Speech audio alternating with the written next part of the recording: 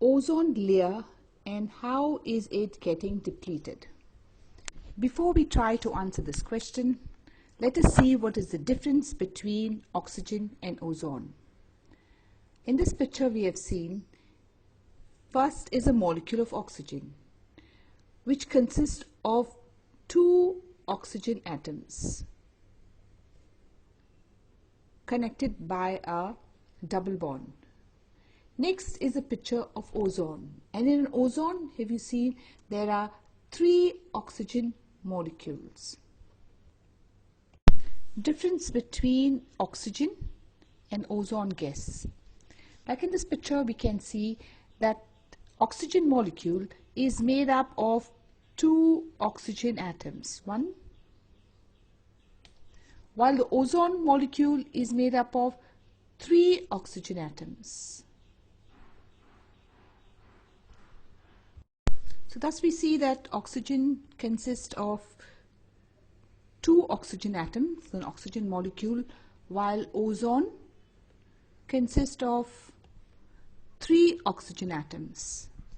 Another difference is that oxygen is essential to life and supports many forms of life. Not all forms of life, but many forms of life, oxygen is essential.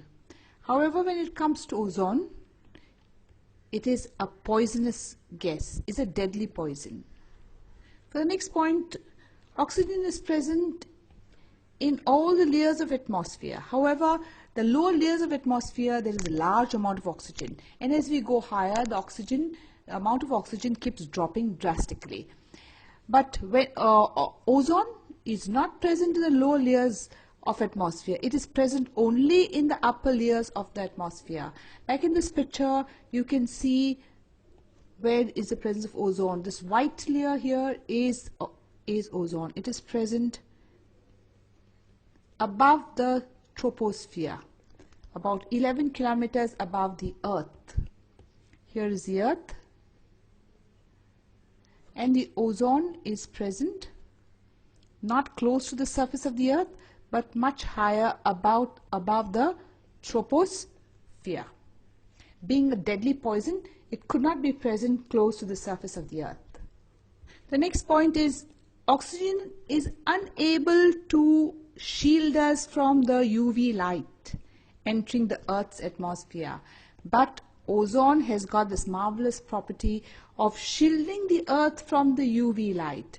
When the UV light from the sun falls on the atmosphere, the ozone reflects it back and does not allow it to enter the Earth's atmosphere, hence protects us from the harmful effect of UV light. So here in this, you can see that ozone is good and bad. Why is it good? Because it shields us from the UV light. Why is it bad? It is a deadly poison for humans, animals and plants, and hence it is not found close to the Earth's surface. It is found in the upper layers of the atmosphere, where it plays a very important role of shielding off the UV light.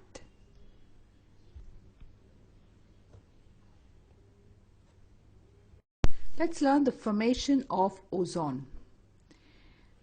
The UV light that enters into the Earth's atmosphere splits this oxygen molecule into two atoms, free atoms of oxygen.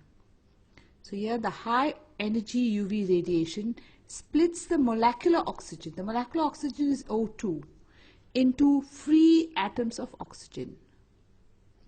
In the second step, these free atom of oxygen now combines with the molecular oxygen which is present in the atmosphere and now forms three atom molecule O3. So the free oxygen atoms combine with the molecular oxygen. Molecular oxygen is A2 to form O3. So to write the equation, you first write O2 will break up with the UV light into O plus O. Then this free oxygen will then combine with the molecular oxygen present in the atmosphere and form O3, which is ozone. Let's go ahead and see the harmful effects of UV radiation. The first harmful effect of UV radiation is skin cancer. People exposed to UV radiations for a long time have a high possibility of contracting skin cancer. UV radiations also are harmful for the eye. They cause many eye disorders that could result in blindness. Another harmful effect of UV radiations is they destroy the food chains in the ocean. The zooplankton and the marine planktons are the producers of the ocean. They photosynthesize, they capture the sunlight, and the energy is then transferred to the other animals or fish in the ocean. UV light or the ultraviolet light destroys the marine plankton and the zooplankton, as a result of which the food chain of the ocean is disrupted. This could also lead to a decrease in marine life, as the producers are destroyed by the UV light.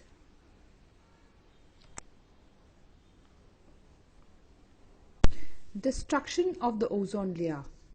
The decrease in ozone is linked to a synthetic chemical, CFC, chlorofluorocarbons. The CFCs or the chlorofluorocarbons are used in the production of refrigerant gases. These refrigerants are used in making air conditioners, in fridges, and other cooling devices. CFCs are also used in making aerosols. They are also used in making fire extinguishers. The CFCs or the chlorofluorocarbons destroy the ozone layer. In the next picture, we see how they destroy the ozone layer. The CFCs, they give out chlorine. This chlorine then reacts with the ozone molecule to form chlorine monoxide. This chlorine monoxide further reacts with free oxygen to form chlorine and oxygen molecule. If this reaction continues, the amount of ozone in the atmosphere will keep decreasing, and this has resulted in the formation of an ozone hole. A large region over the Arctic does not have ozone layer, and hence the UV light enters through this ozone hole, and once it enters into the atmosphere, it then causes this harmful effects of skin cancer, of eye disorders, destroying the marine food chains. In 1987, the United Nations Environment Programme, the UNEP, they have succeeded in forging an agreement to freeze the CFC production at 1986 levels.